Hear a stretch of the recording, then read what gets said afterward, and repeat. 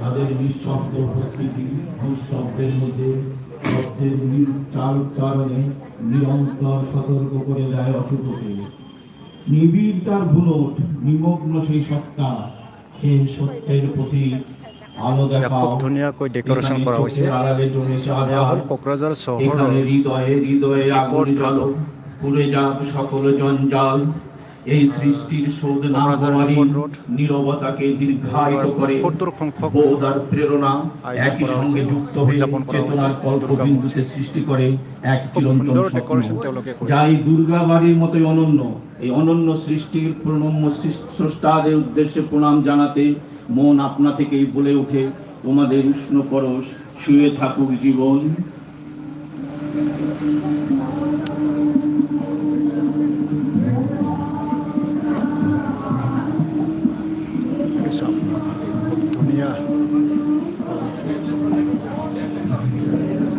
এয়া বাঁহৰ প্ৰডাক্টেৰে নিৰ্মাণ কৰা এবং সামগ্ৰীৰে এইখন মণ্ডপটো বনোৱা হৈছে। টোটেলি প্লাষ্টিক ফ্ৰী বুলি ক'ব লাগিব, কোনো ধৰণৰ প্লাষ্টিক তেওঁলোকে ব্যৱহাৰ কৰা নাই এইখন মণ্ডপত। খুব সুন্দৰ দৃশ্য।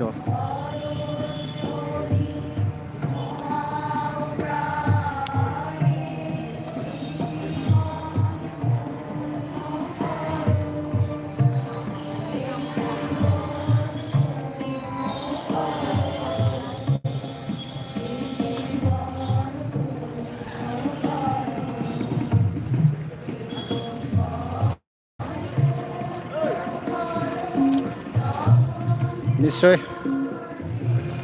যেহেতু আপুনি কোকৰাঝাৰৰ বাসিন্দা, তেনেহ'লে নিশ্চয়কৈ এইখন পূজা মণ্ডপত পূজা চাবলৈ বা পূজা উদযাপন কৰিবলৈ আহিব পাৰে। তেওঁলোকে খুব সুন্দৰকৈ পূজা মণ্ডপ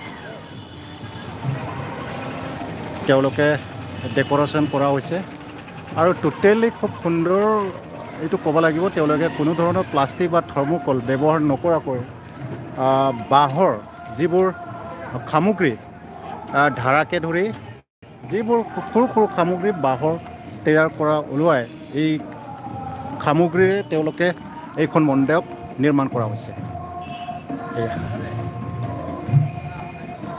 আৰু তেওঁলোকে ক'ব লাগিব এইবাৰ ৭৫ সংখ্যক উদযাপন কৰা হৈছে, অৰ্থাৎ প্লেটিনাম জুবলি তেওঁলোকে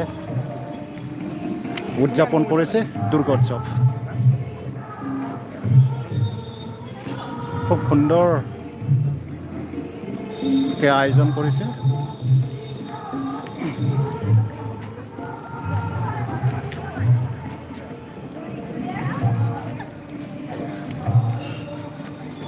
যেহেতু কাইলৈ ষষ্ঠী, কাইলৈৰ পৰা যেহেতু আৰম্ভ হ'ব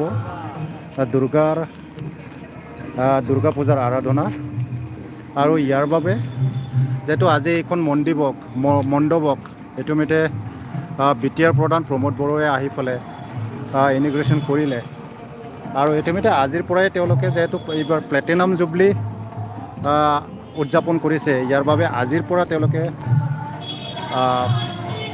বিভিন্ন কাৰ্যসূচীৰে বিভিন্ন অনুষ্ঠানৰে তেওঁলোকে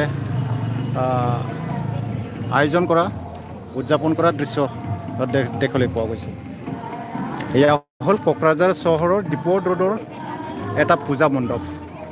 খুব সুন্দৰ পৰিৱেশ, সুন্দৰকৈ ডেকোৰেশ্যন তেওঁলোকে কৰা হৈছে।